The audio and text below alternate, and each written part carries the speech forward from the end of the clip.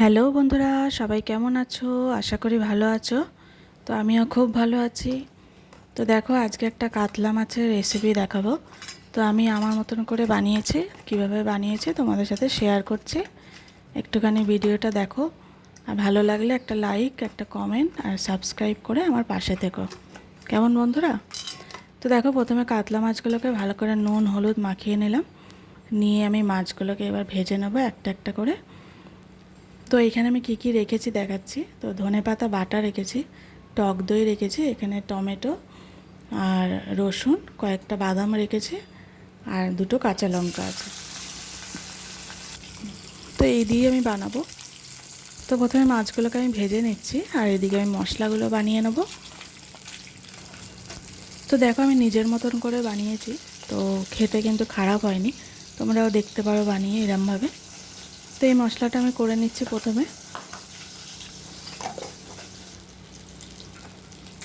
তো আবার মাছটা ভেজে নিই ভালো করে। তো সবাই কেমন আছো বন্ধুরা? আমি দুদিন ধরে বড় ভিডিও কিছু দিতে পারিনি, তো একটু অসুবিধা ছিল।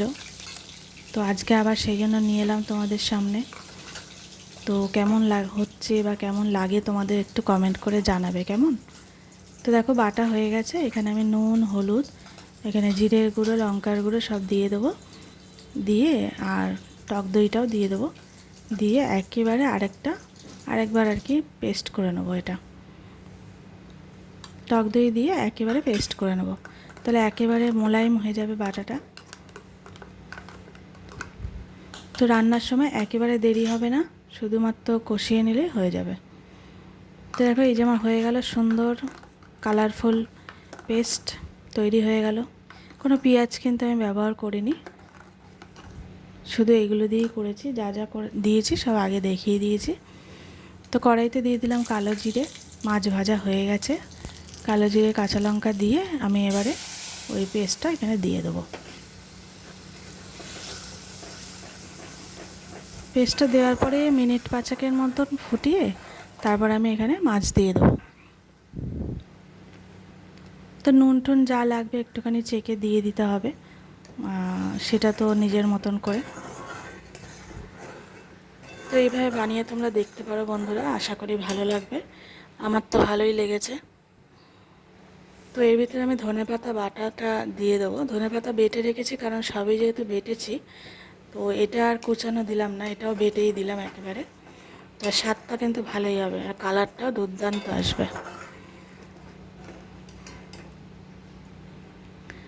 তো ফুটে গেছে।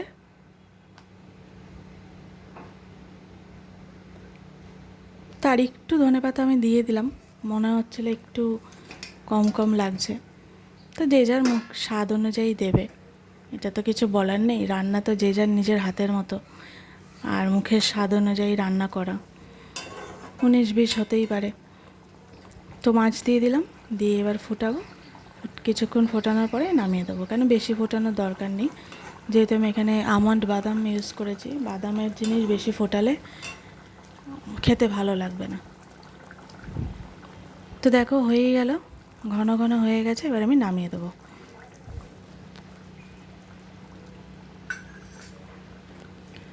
তো এইটা আমি দিলাম, ওই দইয়ের বাটিটা ছিল সেটা ধুয়ে জলটা দিয়ে দিলাম।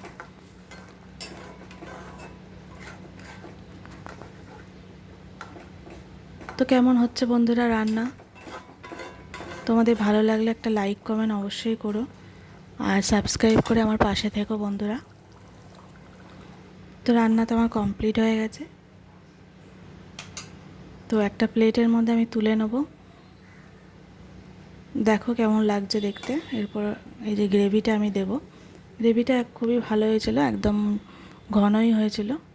প্রথমে ভেবেছিলাম পেঁয়াজ ছাড়া ঘন হবে কিভাবে, কিন্তু এইভাবেও ঘন হয় দেখলাম। তো আমি তো এই রেসিপিটা 2 দিন ব্যবহার করলাম, মানে 2 দিন ধরে আমি এটা খেয়েছি, তো কোনো অসুবিধাও হয়নি।